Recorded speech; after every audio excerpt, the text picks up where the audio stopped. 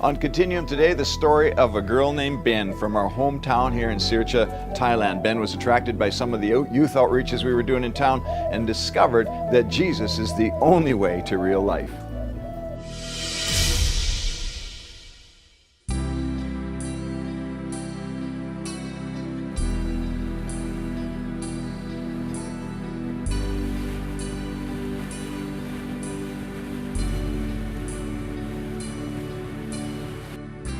Benjawan Korkit was introduced to Christianity through a local youth ministry, offering free music lessons as a way to connect with young people.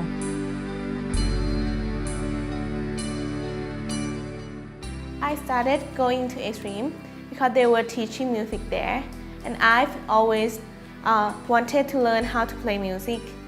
And they also taught about Jesus, but I wasn't interested about that. I was excited to learn guitar and sing and started going to Extreme every week. Local bands play every Friday night, and me and my friend love to go there.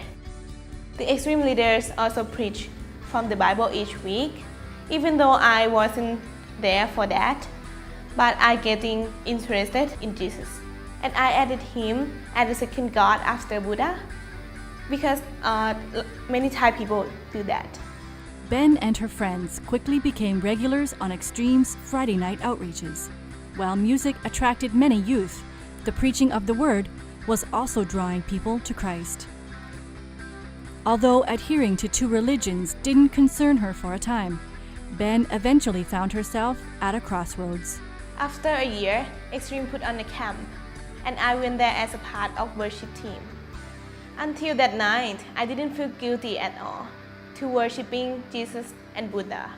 But things really changed for me that night.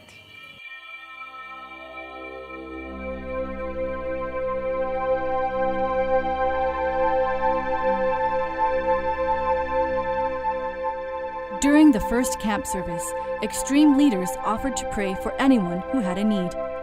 Ben went forward.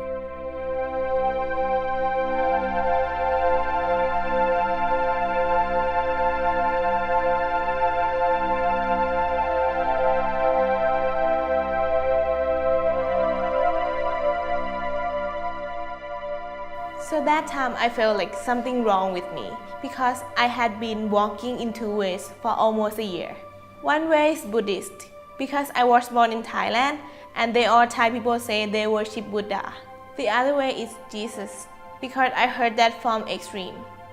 And I liked him and I was even on the worship team. But that night I cried for hours and I needed to make a decision. I was trying to walk in two directions, but in our life we can't do that. Ben spoke with one of her leaders of her confusion on which God to choose, and of her fear in making the wrong choice. He simply said, "Tonight, go home and pray for God to give you revelation about your destiny."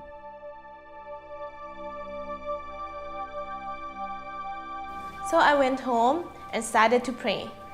It's what the first time I have ever prayed. And I say, "Okay, God, if you want to speak to me, I will listen. But please tell me which way I should choose."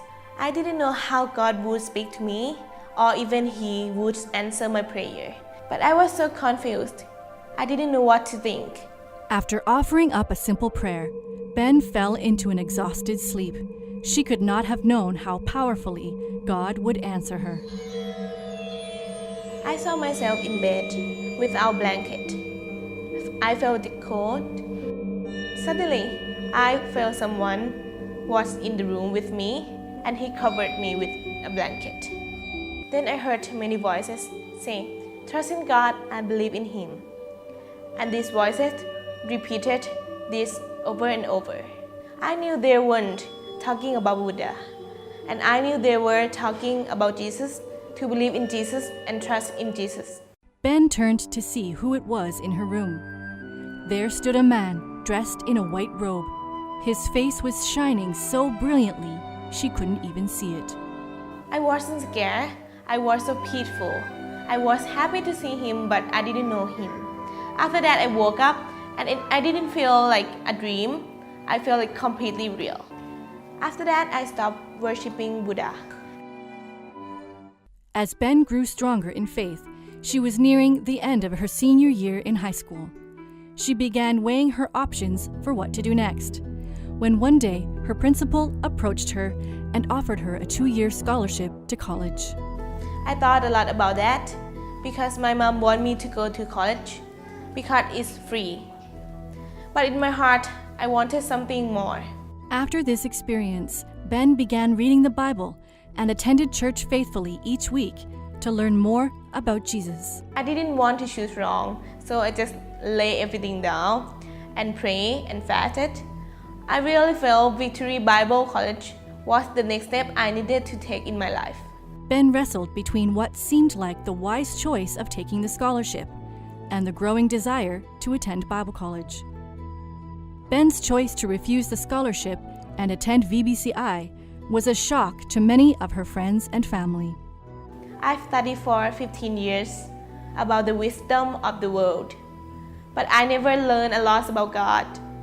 I'm not sure that what God has for my future, but I trust that His direction is the best one that I can choose.